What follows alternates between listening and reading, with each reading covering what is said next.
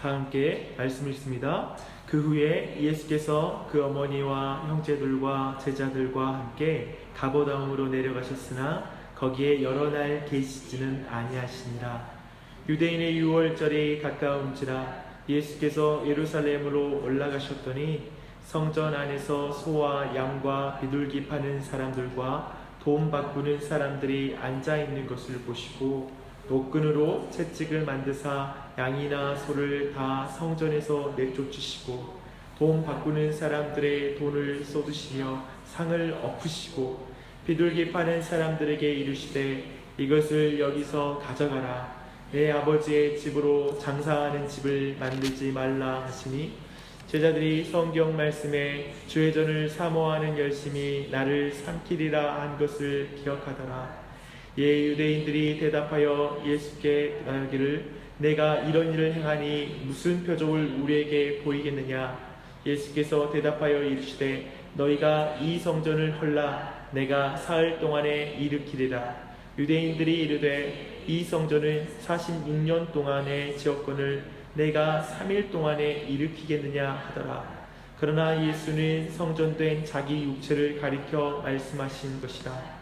죽은 자 가운데서 살아나신 후에야 제자들이 이 말씀하신 것을 기억하고 성경과 예수께서 하신 말씀을 믿었더라. 아멘. 우리는 어제 예수님의 첫 번째 표적, 곧 갈릴리 가나에 있는 그 혼인잔치에서 예수님께서 물을 포도주로 바꾼 그 표적의 의미에 대해서 살펴보았습니다. 이것을 신학자들은 취임 표적이라고 말합니다. 취임할 때, 즉 예수님께서 공생애를 시작하실 때의 그 표적을 말하는 것입니다. 그래서 2장 1절로 11절에서 물을 포도주로 변화시키는 첫 번째 표적이 있고요. 또 취임 표적인 두 번째 표적이 있습니다. 4장 46절로 54절에서 왕의 신하의 아들을 고쳐주는 사건, 거기까지 포함해서 바로 취임 표적이라고 말하는 것입니다.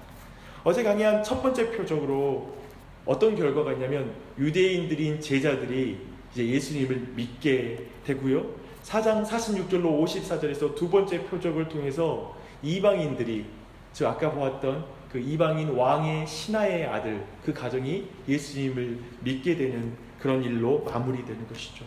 사실 이 두 가지는 공통점이 있어요. 왜 둘을 이렇게 취임 표적으로 묶어놨을까 싶었을 때, 첫 번째는 이게 가나에서 일어나는 일이에요.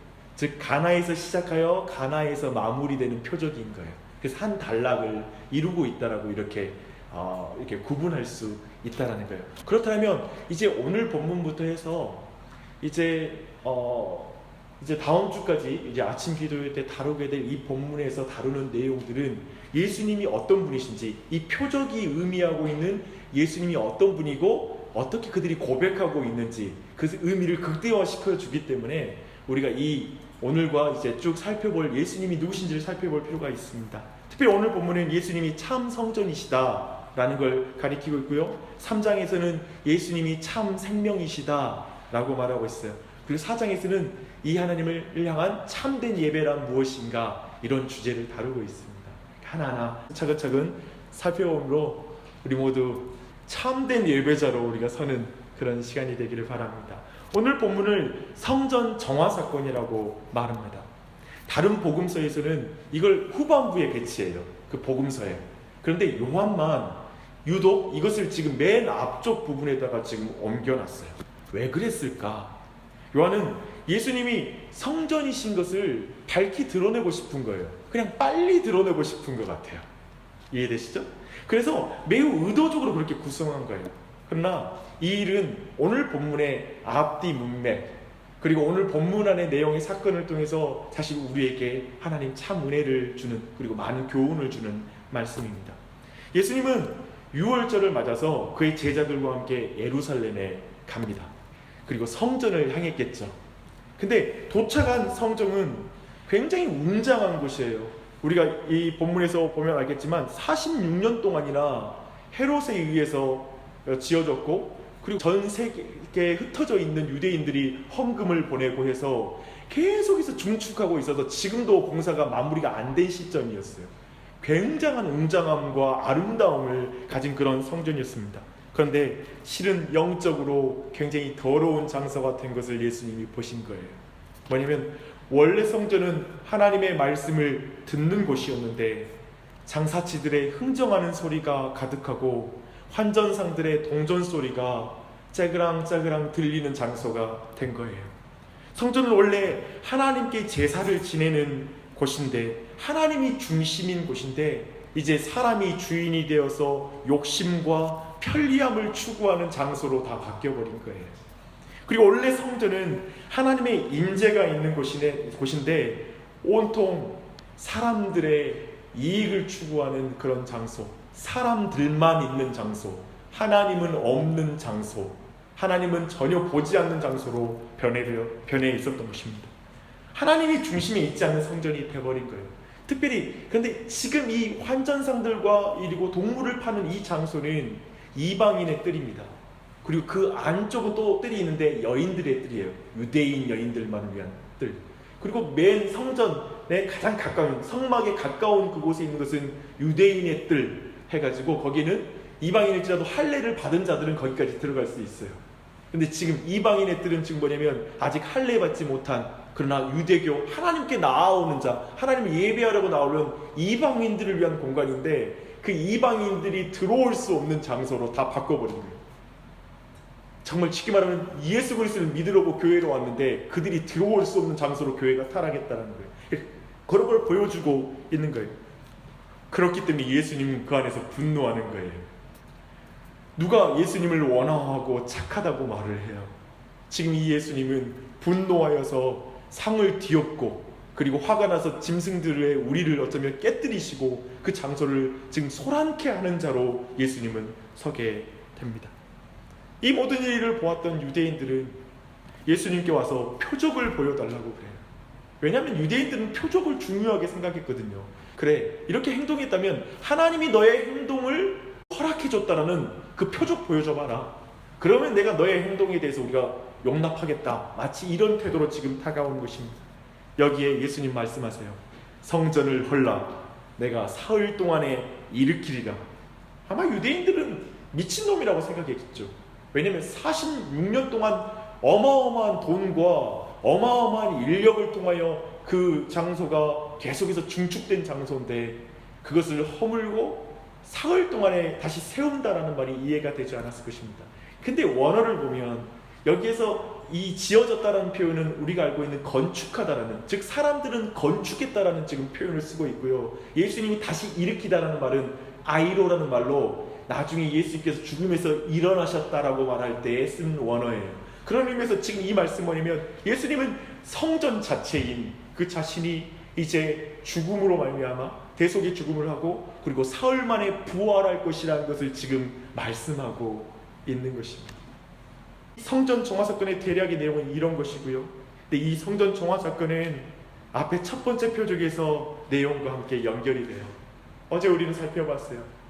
가나 혼인잔치의 그 6개의 돌 항아리, 유대인의 정결의 규례를 위해서 깨끗하게 하기 위해서 했던 그 돌 항아리의 의미를 살펴보았습니다.